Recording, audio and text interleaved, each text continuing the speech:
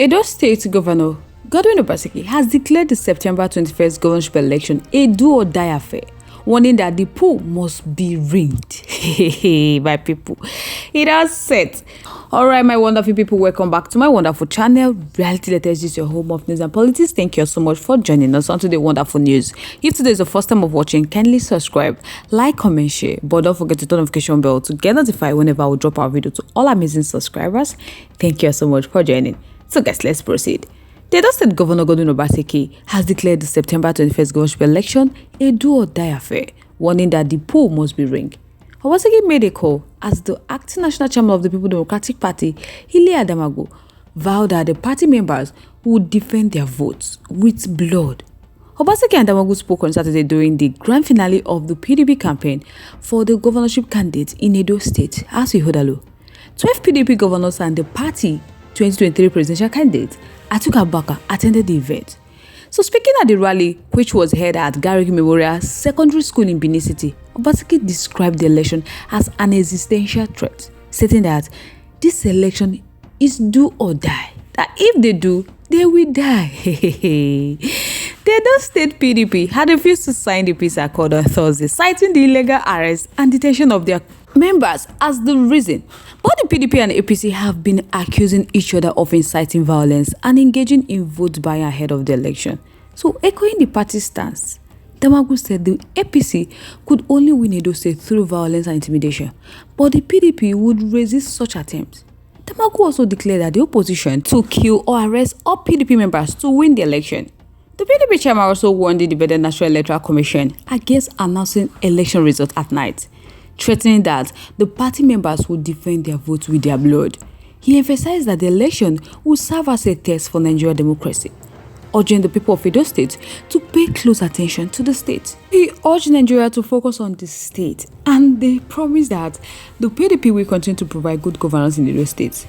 Damagu later presented what he referred to as the flag of victory to Ihodalo, the PDP governorship candidate. Addressing the crowd, Ihodalo promised to take Edo State to the next level, stating that Obaseki had already had a solid foundation for the state. He also pledged to run a transparent government with integrity, expressing confidence in President Bola Ahmed Tinubu's assurance that the election would be free and fair. He said his desire is to take the Edo State to the next level, as Governor Godwin Obaseki has also built a solid foundation for their development. So he believed that the election would be free and fair, as promised by Governor Godwin Obaseki and President Bola Ahmed Tinubu. So he urged the people of Edo State to come out in large number to vote for the PDP next Saturday. In the speech of the chairman of the PDP Board of Trustees, Adolphus Wubara, called on the INEC chairman Prof. Mahmoud Yakubu not to announce the election result until he was certain of his accuracy. Wubara also urged Yakubu Mahmoud to correct the mistakes of the 2023 general election and retire peacefully. Abubakar, the PDP 2023 presidential candidate, also called on the people of Edo State to defend and protect their votes, asserting that the party would win the election. PDP governor at the rally expressed their support as well for Aswi and his running mate Osarode Oje. The Vice President, Kashim Shettima, Senate President Godswill Akpabio, and some All Progressive Congress governors and leaders also campaigned for the APC candidate Mondo Obolo.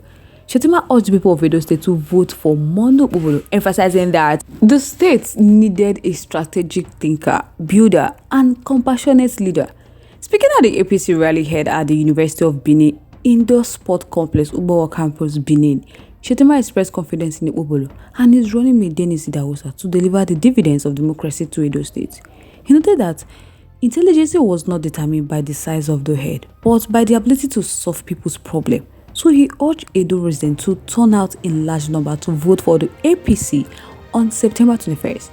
Godswill Akpabio in his address said Mondo Obolo and Idahosa would fulfill their electoral promises, adding that Edo needed leaders who could perform, not just those who can speak grammar. Akpabio expressed confidence in Obolo's ability to deliver. The APC National Chairman Umar Ganduje also accused Governor Godwin Obaseki administration of fostering insecurity and unemployment, calling on Edo residents to vote for the APC for prosperity. Ganduje assured voters that Mondo Obolo and Idahosa would bring security to the state. The former governor of Edo State, Adams Oshomole, who is currently representing Edo North Senatorial District, also accused Governor Godwin Obaseki of being insensitive to the plight of Edo people, stating that Governor Godwin Obaseki's 8 years tenure had achieved nothing significant. Oshomole criticized Obaseki for failing to rebuild markets destroyed during his administration and for converting a state hospital and library into a museum and shopping mall, respectively. Mondo Bobolo, the candidate of the APC, promised to employ 5,000 teachers within his first 100 days in office if elected as governor. He assured market women of soft loan to boost their businesses, and he pledged to build primary healthcare facilities across the 192 wards in the state. Earlier, Ganduje welcomed the former Senator Francis Alumekana, representing Edo North Senatorial District, and the former Edo Federal Constituency representative Omoruge Ogbedenyama, who defected from the PDP to APC. The new APC members pledged to work for the success of the party candidate.